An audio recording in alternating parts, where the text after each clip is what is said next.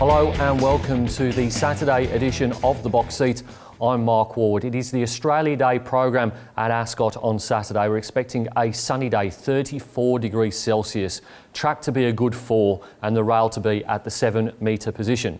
Race number 1 on Saturday at Ascot will jump at 12:47. It's the Amelia Park Lamb Plate over 1,000 metres for the 2-year-olds. In replay, let's go back to the first up win of Gemma Sun. Ready to go, just handy outside of it. Sunny Silk back in traffic. Further back in the field, being followed then by Come Magic. At the 200, Gemma Sun had headed Genora though. It's Gemma Sun which has raced to the lead over Genora. A length away, American Choice just handy running on, but Gemma Sun coming right away, the newcomer, and ran right up to its imposing trial. A lot of us weren't sure what to make of the trial of Gemma Sun back in October. Didn't appear to beat too much, but any trial in which you win by 10 lengths is worth consideration. Then was 3 months away from the racetrack ahead of its debut when it won on Perth Cup Day. Well supported in the market that day into $3.60. David Harrison's yard is in sensational form, and Paul Harvey, who rode the horse in the trials, he gets the ride back from Chris Parnham. Goes on top from number 10, Precautionary.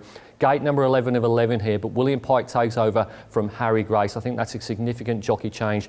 Comes out of the same race as La Farola and Chicks Chatter. That brings me on to those two horses. We'll go with number 3, La Farola for third. Dead heated with Chicks Chatter at Pinjarra in that Saturday race meeting on the 11th of January. Races in the Amelia Park colours for Michael Lane, and Chris Parnham, he decides to ride that horse. And then number 2, Chicks Chatter, dead heated as I mentioned with La Farola. Joe Azzopardi rides for David Harrison. 1 from 1, 3 unbeaten horses in this race. Top selection in race number 1 is number 1, Gemma Sun, to beat 10 Precautionary, 3 La Farola and 2 Chicks Chatter. Race number 2 at Ascot on Saturday will jump at 1:27. It's the Mrs Max Maiden over 1,200 metres. In replay, let's have a look at the last start third of Trade Fair Express. Fair Express Resort Man and stabilised, drops out to last, coming down to the 250. Puckapunyal hit the front, tackled over on the outside by Resort Man, who's coming with a turn of foot. It's Resort Man with the big baldy face going up with 100 left to go, sprinting to the lead from Puckapunyal. Trade Fair Express battling away, but Resort Man on debut scored well. Resort Man. Typically tough maiden here on the card at Ascot. Going with number 3, Trade Fair Express. Bruce Watkins won a race last Saturday at headquarters, and I think he's got a good chance of winning this race with Trade Fair Express. Second up on Saturday, was third in the replay race behind Resort Man, beaten nearly 3 lengths, but did have some trouble in running there. Has been pretty consistent, this horse. Has had 5 starts for 3 minor placings. Maybe can break through from gate number 9 with Jason Whiting aboard. Goes on top from number 4, Aristic. The blinkers come off this horse for Kieran McDonough and William Pike. Eye-catching jockey book in there with William taking over from Peter Nucky. This horse was scratched from Wednesday to go around on Saturday. I think that's a push in itself. A horse that does plenty wrong is number 13, Alien from Mars, has drawn gate number 11 here for Bob Turrell and Sean McGruddy. Was really impressive at the trials, not once but twice at Belmont Park, but has been a little bit disappointing at the race. It's just the 1 minor placing from 3 starts. Last time out, Patrick Carberry rode the horse and was a little bit concerned about the horse's action. That was back in the 7th of September, resumes without a trial. And then number 2, Bruce Almighty. David Harrison's in form, Neville Parnham is in form. Gate number 10 here for Bruce Almighty. He was beaten 3 1/4 lengths by War Anthem last week. Probably not good enough to win, but goes in the minors. Top selection in race number 2 is number 3, Trade Fair Express, to beat 4 Aristic, 13 Alien from Mars and 2 Bruce Almighty.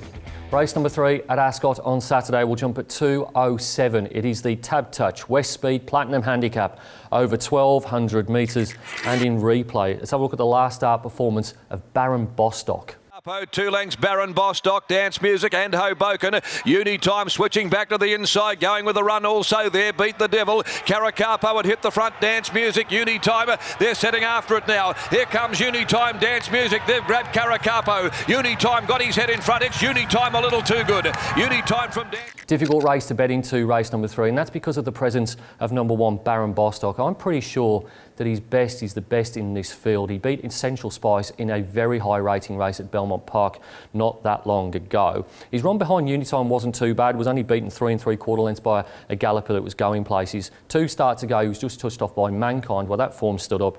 And 3 starts ago, he won a Class 3, beating Megadon by 1.25 lengths. He's had 77 days off. He's clearly had a few issues. Maybe he's not the most sound of horses, but if he brings his best on Saturday off that lengthy freshen up without a trial, I think he's going to be very hard to beat. He goes on top from number 2 City Circle, who won last start on the 1st of January at Pinjarra Park. It's gate number 1 here for Neville Parnham, and Chris Parnham has seemingly turned the corner with 2 very good runs out of its last 3.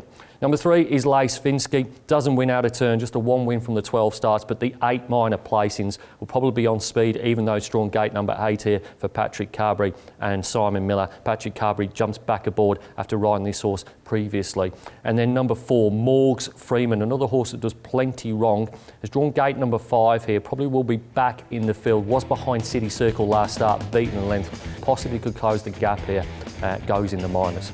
Top selection in race number 3 is number 1, Baron Bostock, to beat 2 City Circle, 3 Lace Finsky and 4 Morgs Freeman.